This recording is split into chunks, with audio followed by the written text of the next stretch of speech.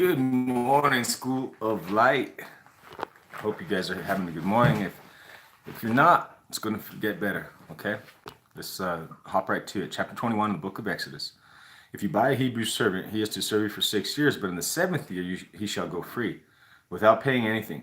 If he comes alone, he is to go free alone. But if he has a wife when he comes, she is to go with him. If his master gives him a wife, and she bears him sons or daughters, the woman and her children shall belong to her master, and only the man shall go free. But if the servant declares, I love my master and my wife and children, and do not want to go free, then his master must take him before the judges. He shall take him to the door or the doorpost and pierce his ear with an awl.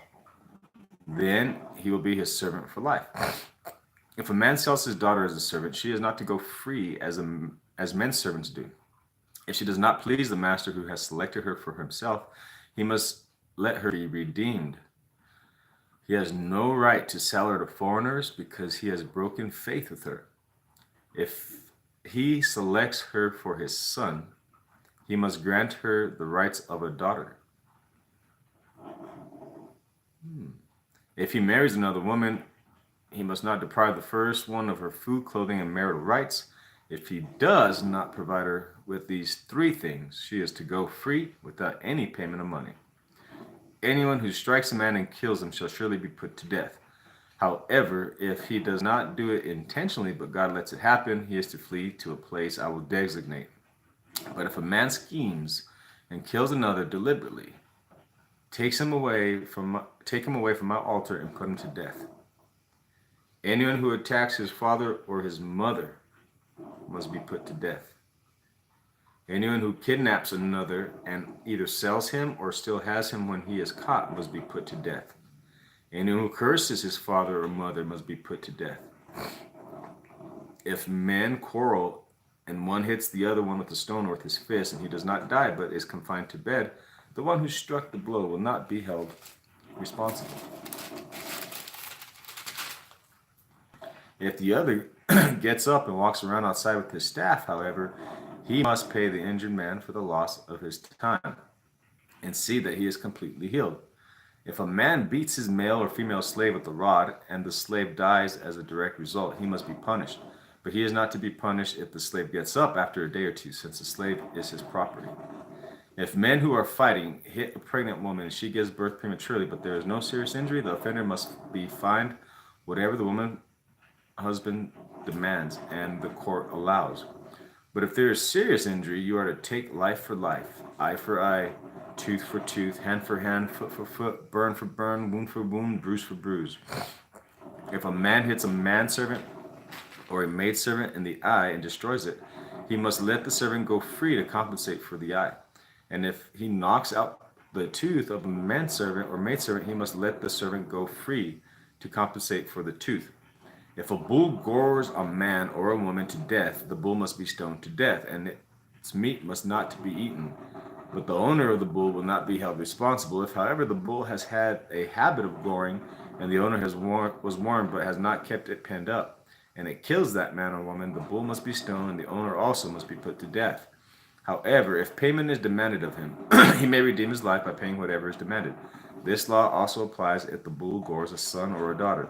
If the bull gores a male or female slave, the owner must pay 30 shekels of silver to the master of the slave, and the bull must be stoned. If a man uncovers a pit or digs one and fails to cover it, and an ox or a donkey falls into it, the owner of the pit must pay for the loss. He must pay its owner, and the dead animal will be his.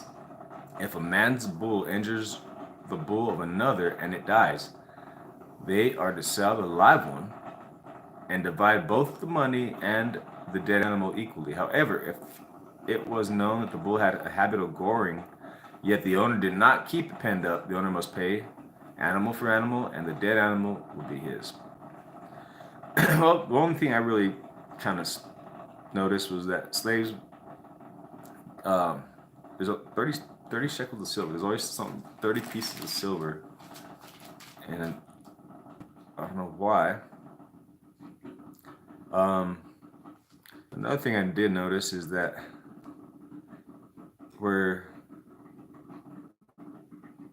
it talks about If a man sells his daughter as a servant, she's to go not to go free as men servants do. If she does not please the master who selected her for himself, he must let her be redeemed.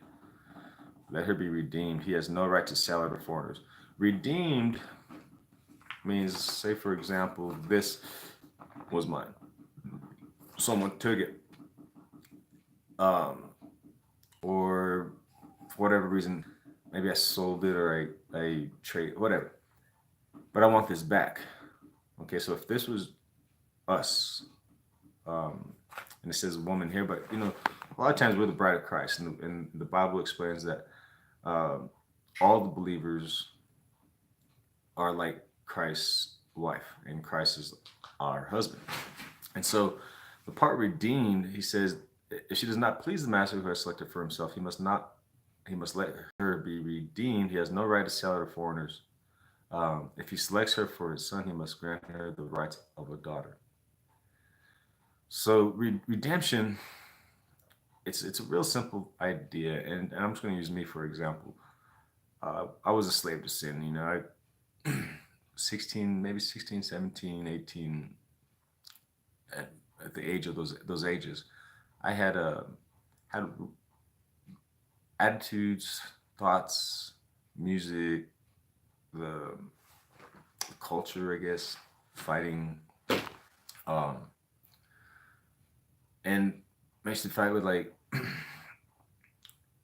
gangsters, little gangsters, not, and maybe some of them were real mean gangsters or whatever, but and I got in trouble. I went to jail, had beat up a guy, broke his jaw. And so imagine if I was, well, this is not an imagine, this is a fact. I was in the courtroom, and whenever the time came for the session to start, our trial, his lawyer said, well, he's not here. Let us, we schedule for a different time. And the judge says, if in 20 minutes he's not here, the case will be closed, because that shows that he's not taking this serious or something along those lines.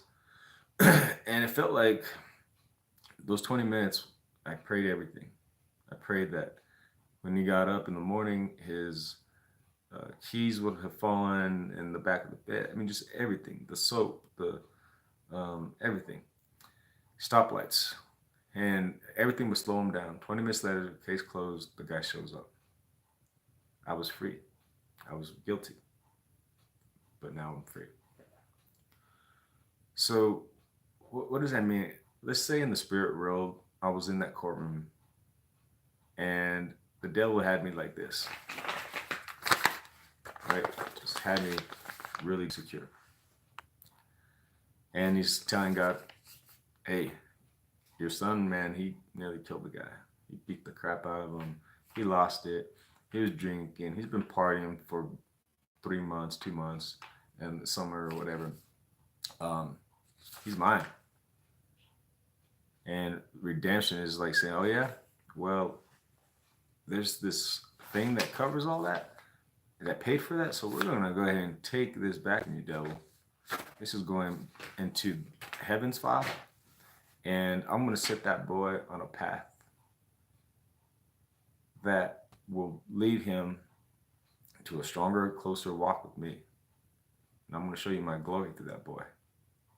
Because through this wickedness and this wild boy, I'm going to show the world and show those who know what God can do in the heart and of people, especially whenever we spend a lot of time with them. So we have a chapter 22 left. Yes. Protection of property.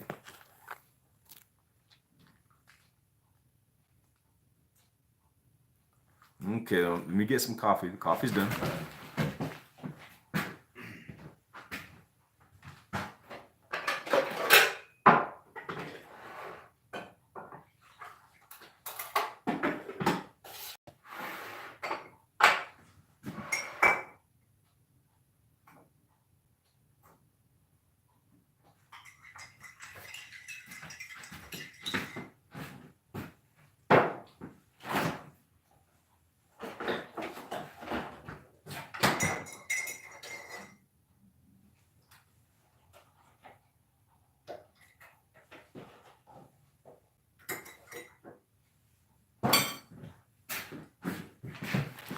All right.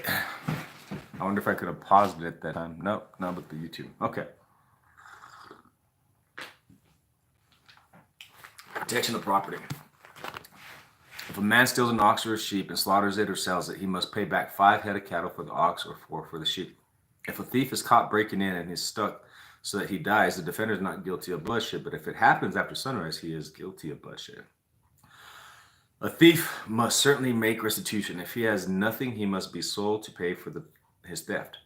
If the stolen animal is found alive in his possession, whether ox or donkey or sheep, he must pay back double.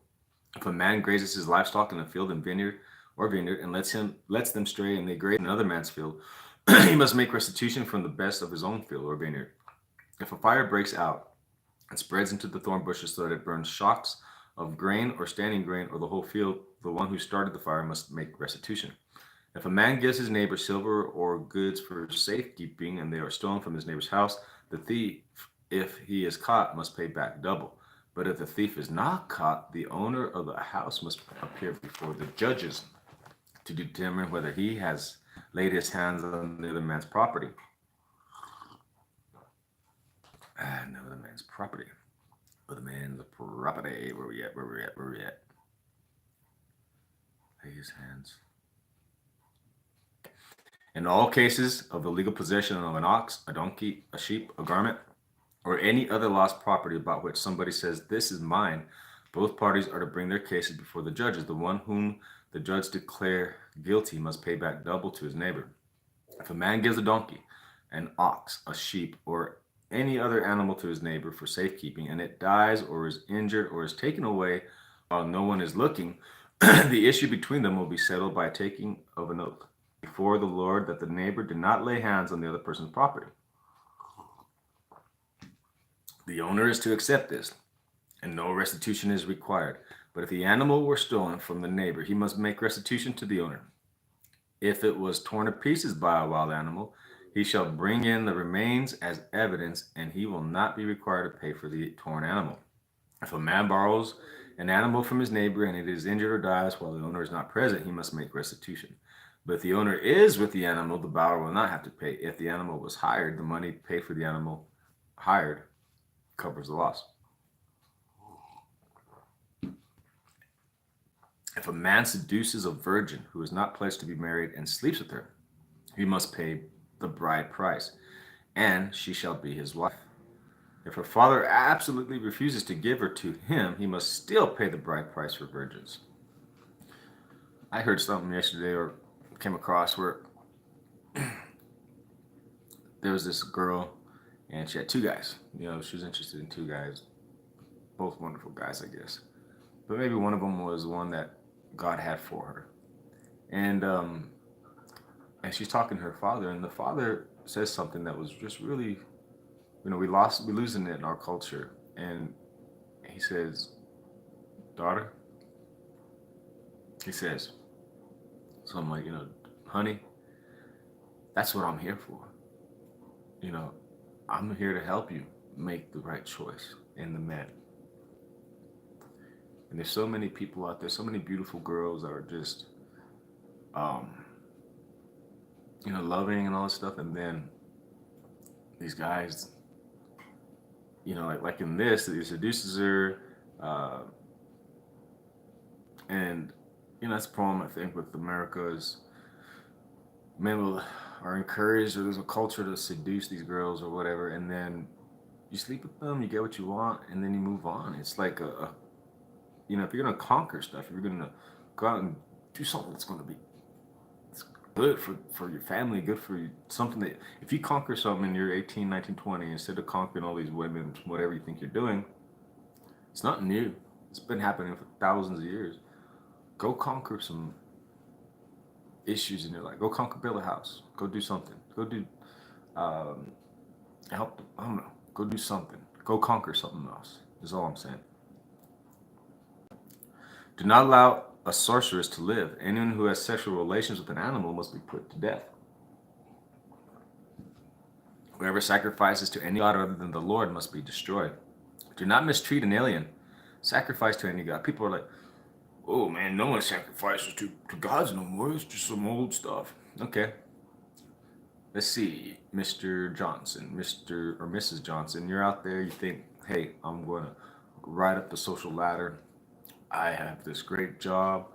I put my kids in the daycares. I go, and then when I come back, I, I go to work function, and I put the kids in more daycare, or a babysitter comes. That could be your God. What else could be a God? Well, with men, sex, power, and money. Sex, power, and money. You know, Jordan Belfort, The Wolf of Wall Street, sex was like his God, money was like his God, power was like his God. Look what it did, it chewed him up. You know, you serve these other gods,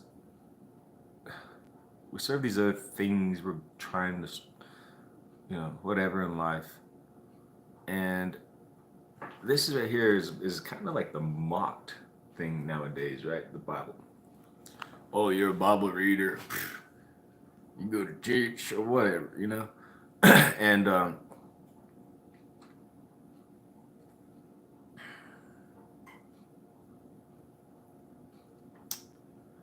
but the point is if you serve those gods, they use you, they chew you up, spit you out. There's no love.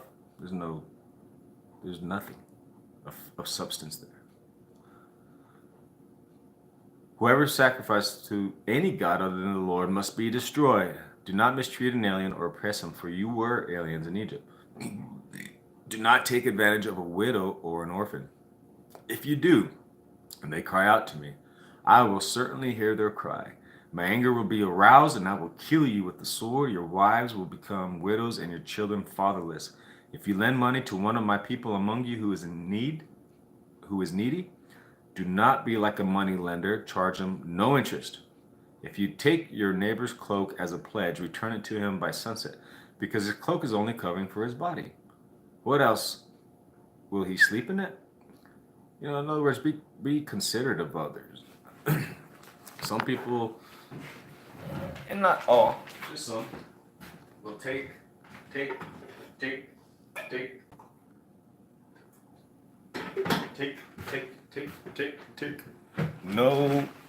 No concern for the other guy, other girl, other person.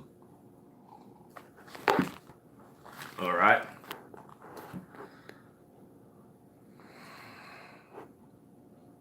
What else will he sleep in? When he cries out to me, I will hear him, for I am compassionate. That's the word I was looking for. Be compassionate on people. Do not blaspheme God or curse the ruler of your people. Do not hold back offerings from your granaries or your vats. You must give me the firstborn of your sons, and do the same with your cattle and your sheep. Let them stay with their mother for 7 days, but give them to me on the 8th. You are to be my holy people, so do not eat the meat of an animal torn by a wild beast. Throw it to the dogs. Period. Do not eat the meat of an animal torn by a wild beast. Well, I don't know what that is. Spiritually, we got to be concerned, selective about what we allow in here and in here.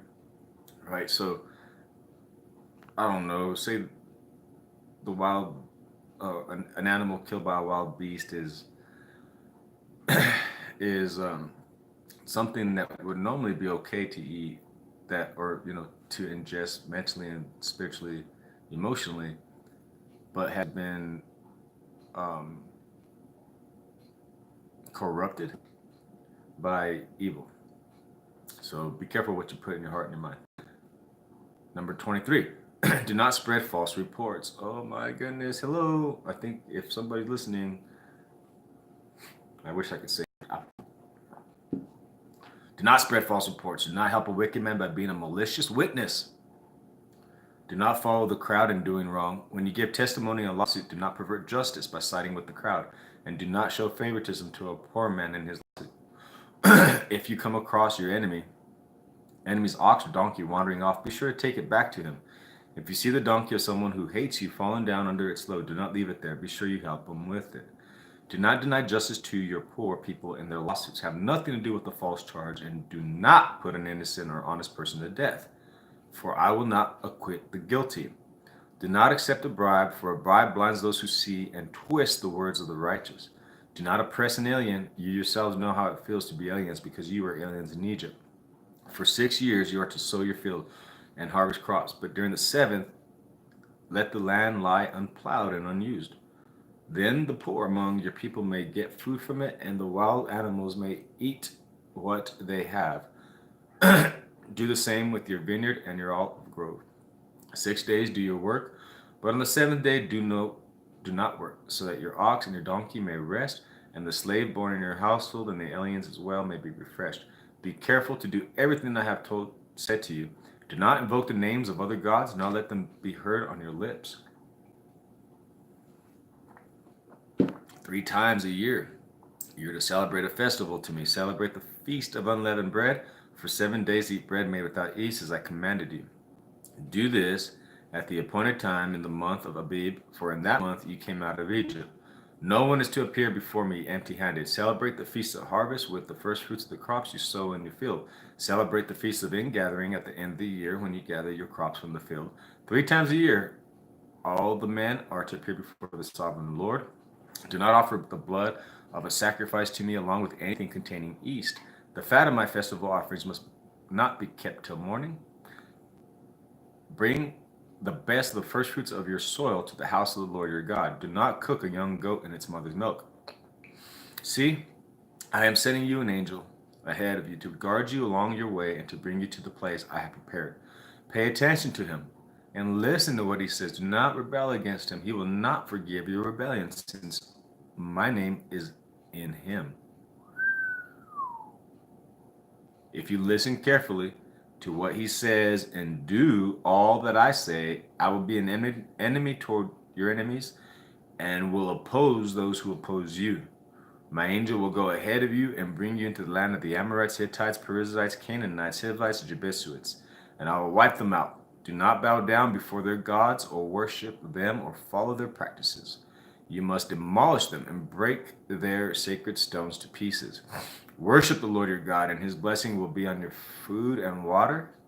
I will take away sickness from among you, and none will miscarry or be barren in your land. I will give you a full lifespan. I will send my terror ahead of you and throw into confusion every nation you encounter. I will make all of your enemies turn their backs and run. I will send the hornet ahead of you to drive you to the Hivites, Canaanites, and Hittites out of your way. But I will not drive them out in a single year, because the land would become desolate and wild animals too numerous for you. Little by little I will drive them out before you until you have increased enough to take possession of the land. I will establish your brothers from the Red Sea to the Sea of the Philistines, and from the desert to the river. I will hand over to you the people who live in the land, and you will drive them out before you. Do not make a covenant with them or with their gods. Do not let them live in your land, or they will cause you to sin against me, because the worship of their gods will certainly be a snare to you. We gotta be careful, guys, on what we allow to guide us, you know. And then one of the biggest things I've seen here is in verse 22, or we say 21. Pay attention to him. Talking about the angel of the way, to what he says. Do not rebel against him. He will not forgive your rebellion, since my name is in him. And I read it, I just never noticed that. So I'm wondering if he's talking about Jesus. I think so, because they call Jesus Emmanuel, God with us.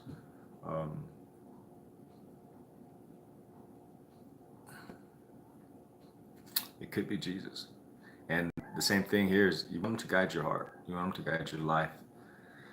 And we got to put the right things in here. You know, life is like, you know, it's like